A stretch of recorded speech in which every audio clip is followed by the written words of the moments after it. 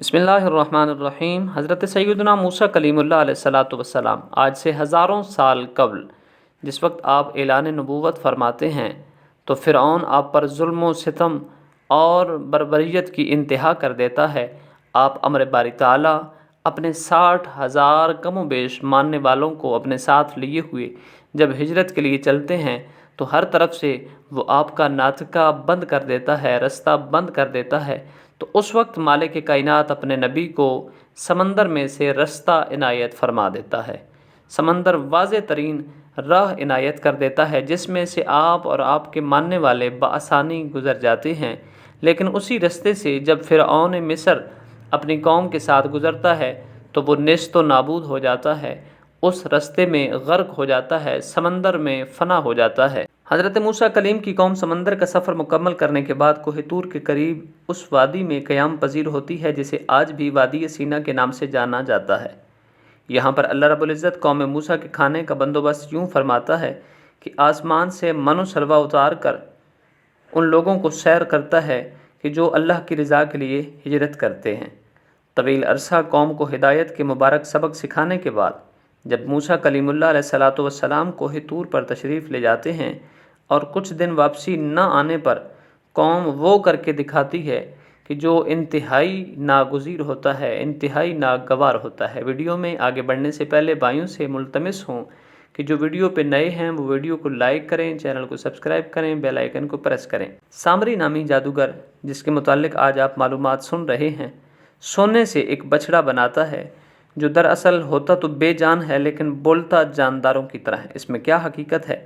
سامری نامی جادوگر کوئی عام نہیں بلکہ بنی اسرائیل سے ہوتا ہے اور ہجرت کے وقت موسیٰ کلیم اللہ علیہ الصلاۃ والسلام کی قوم کے ساتھ ہی ہجرت کرتا ہے، اور اس کی وجہ شہرت یہ تھی کہ یہ بنی اسرائیل سے تھا اور باقی قوموں اور قبیلوں پر برتری بنی اسرائیل کو ایسے ہی تھی جیسے زمین پر آسمان کو۔ تاریخ اٹھا کر دیکھا جائے تو بنی اسرائیل وہ قوم ہے اور وہ قبیلہ ہے جس میں سے کثرت سے انبیاء کرام تشریف لاتے رہے ہیں۔ سامری کی یہی وجہ شہرت تھی۔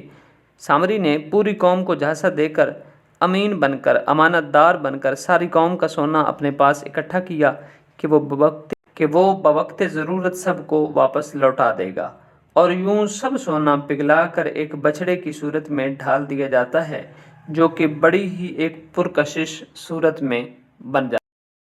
سامری جادوگر نے بچڑا مکمل بنانے کے کچھ ہی لمحے بعد یہ دعویٰ کیا کہ یہ بچڑا تمہارا خدا ہے، اس کی عبادت کی جائے، اور ساتھ یہ بھی کہتا ہے کہ دیکھو موسیٰ کلیم تو اللہ کے نبی ہیں لیکن وہ 20 دن کا کہہ کر گئے ہیں اور اب تو بہت زیادہ دن گزر چکے ہیں، شاید کہ اب موسیٰ کلیم اللہ علیہ الصلاۃ والسلام کبھی بھی واپس نہ آئیں۔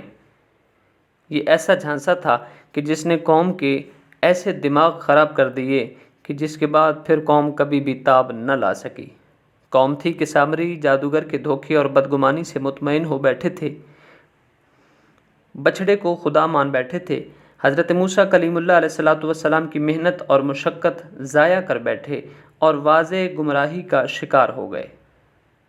اللہ رب العزت نے کوہ طور پر موسیٰ کلیم پر یہ واضح فرما دیا کہ قوم حق کا رستہ چھوڑ چکی ہے، سامری کے مکر فریب میں آ چکی ہے۔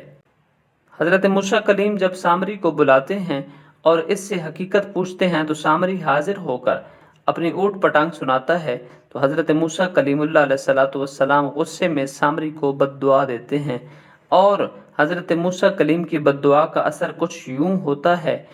حضرت موسیٰ کلیم واپسی پر سب سے پہلے اپنے بھائی ہارون علیہ الصلاۃ والسلام سے طلب ہوتے ہیں کہ میں تمہیں ان لوگوں کی ہدایت کے لیے چھوڑ گیا تھا، ان لوگوں کو سیدھا رستہ دکھاتے رہنے کے لیے چھوڑ گیا تھا۔